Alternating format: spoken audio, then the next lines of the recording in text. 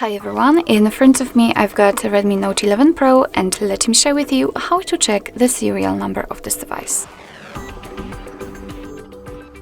So basically we've got two different ways to check the number. The first one, it is the quickest one and it requires a secret code, and the second is by using the settings. Of course I'll show you both.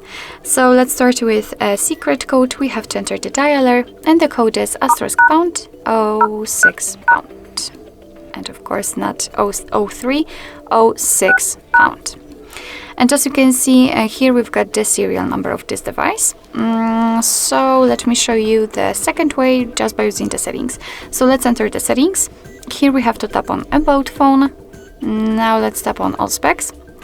Here we have to scroll down to the status and let's try to find it.